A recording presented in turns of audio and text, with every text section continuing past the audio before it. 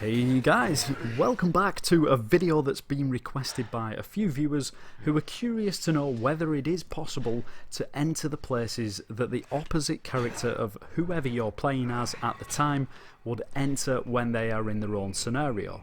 Now, I wasn't going to make this video at first, but this question has popped up several times now, so I thought I might as well do it anyway.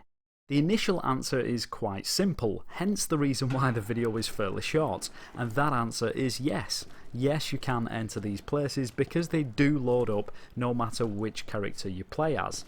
But there are certain requirements and restrictions. The first is, of course, you can't enter them by playing the game normally. I'm sure you already knew that, so I had to find a way around this, and the obvious solution was to turn clipping off, to allow me to clip through any wall. So here's what I found. Now, even though the places do load up with most of the items inside, including safe boxes and typewriters, which can be used as save points, although it's not too wise to do so as you'd be stuck inside here forever, because some of the essential items are either missing or unusable, like the lever that activates the lift to Chief Irons' office, and also the heart key to his room is missing. However, more general items like herbs and even letters can be picked up and used or read.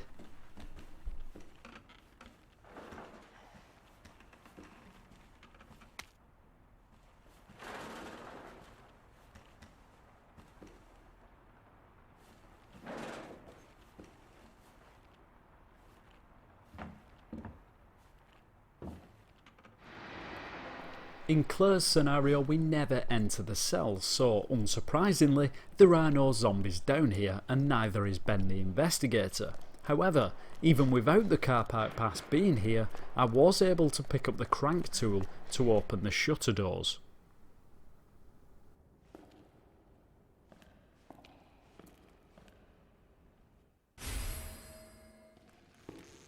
Also, very quickly whilst we're here as Leon, a few viewers were asking about the zombies appearing when we unlock the cells, and you'd be correct to think that. A fresh batch of zombies do spawn in, so don't bother wasting any ammo on the ones you see when you first enter.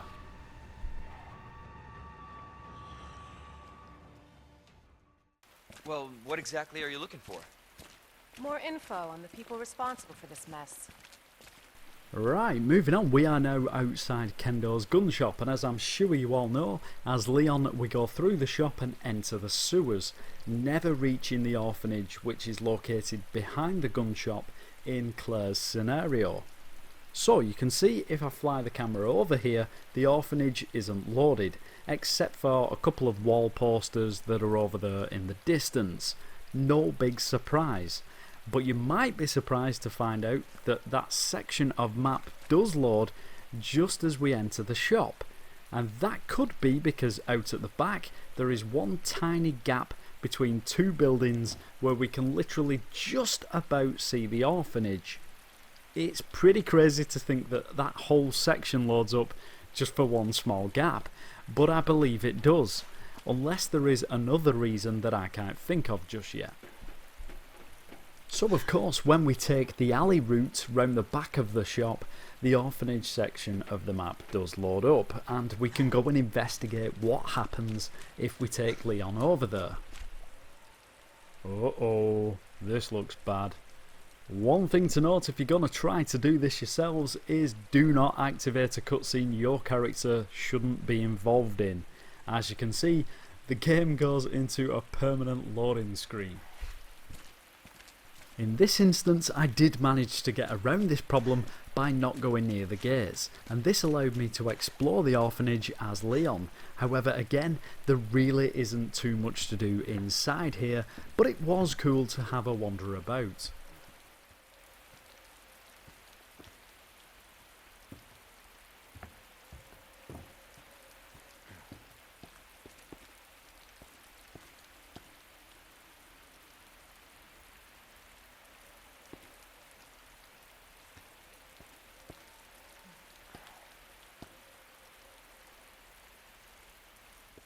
The last thing I want to show you about the orphanage, just in case you didn't see me explore it in one of my previous videos, is that around the back is an unused model of the building, and if you'd like to know more and see inside, because it is a little different to the final version, I'll leave the link in the description.